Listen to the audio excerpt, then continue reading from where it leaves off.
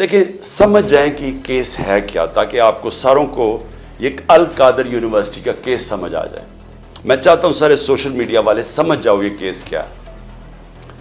Case ये है कि मैंने फैसला किया था कि मैं सीरतुल नबी के ऊपर इस मुल्क की फ्यूचर लीडरशिप डेवलप करने के लिए वहां रिसर्च करवाएं, एक यूनिवर्सिटी बनाएं अल कादर की, साथ उसमें मॉडर्न टेक्नोलॉजीज, इसमें आर्टिफिशियल इंटेलिजेंस वगैरह वो भी हम पढ़ाएं।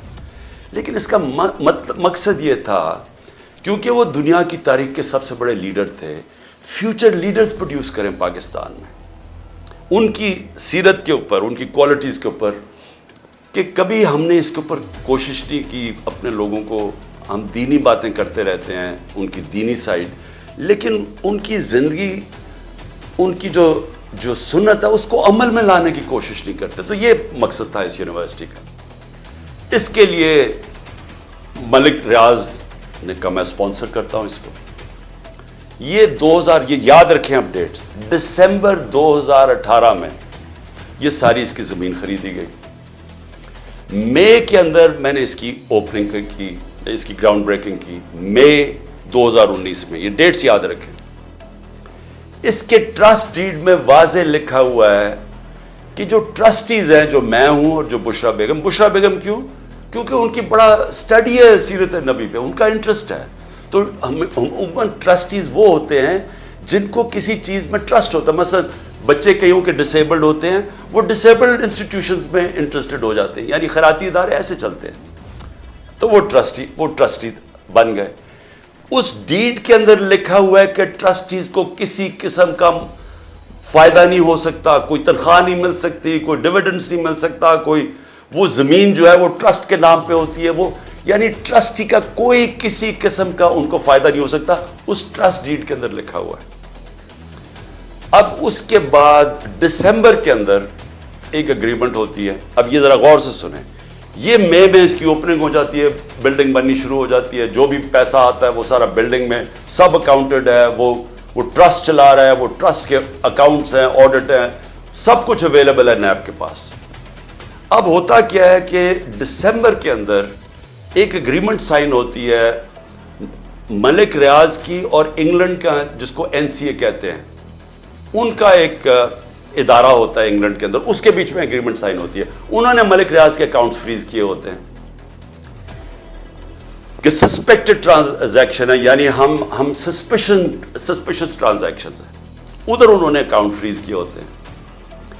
मलिक रियाज और एनसीए फैसला करती है आपस में सीक्रेट एग्रीमेंट में कि ये जो पैसे हैं 190 मिलियन पाउंड्स होते हैं, उसमें 190 मिलियन पाउंड्स, वो मैं जो सुप्रीम कोर्ट का जो अकाउंट था जिसमें मलिक रियाज ने पैसे देने थे, सुप्रीम कोर्ट ने कहा था फाइन दो, वो उसमें वो कहता है कि मैं उसमें डिपॉजिट करता हूं।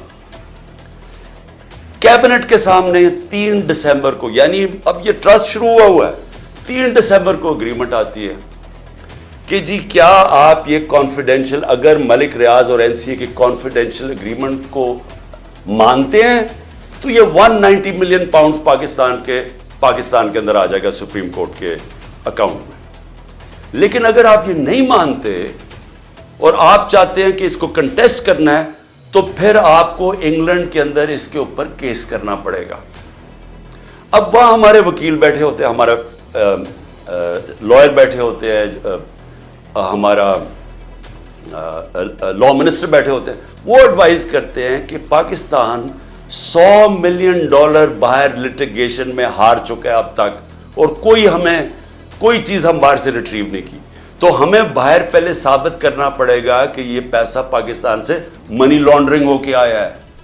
फिर और ये 5-6 साल केस चलेगा, और फिर अगर आप केस हार गए तो ये पैसा इंग्लैंड में रह जाएगा। तो ये कैबिनेट के सामने ये फैसला आया, या आप 190 मिलियन पाउंड ले लें और पाकिस्तान के सुप्रीम कोर्ट में चला जाए, और या फिर ये पैसा आप कंटेस्ट करना चाहते हैं तो केस करके इंग्लैंड में अपनी करें, और अगर आप जीत जाते हैं 5-6 साल लगेंगे, पाकिस्तान आ जाएगा, लेकिन अगर आप नहीं जीतते तो वह इंग्लैंड में रह जाएगा। यह था फैसला। कैबिनेट फैसला करती है कि जी हमें 190 मिलियन पाउंड आ रहा है, कभी इतना पैसा आया नहीं, हम एक्सेप्ट कर जाते हैं। अब ये केस इन्होंने मेरे ऊपर क्या बनाया कि जनाब मैंने वो जो हालांकि मुझे जाती तौर पे फायदा हुआ है, मुझे जाती तौर पे कैसे फायदा हुआ? वो जो $190 मिलियन है वो आज पड़ा हुआ है सुप्रीम कोर्ट के अकाउंट में।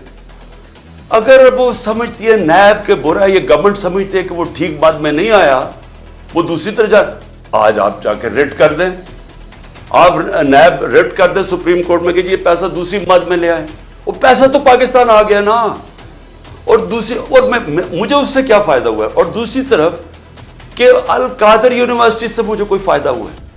अल कादर के सारे अकाउंट्स आपके पास पड़े हैं, मुझे कैसे फायदा हुआ है? ना मैं कुछ सैलरी लेता हूं, ना कुछ लेता हूं, मुझे किधर से फायदा हुआ है? ये ऐसे है कि शौकत खानम से मुझे फायदा हो रहा है या मैं नमल यूनिवर्सिटी से फायदा हो रहा है।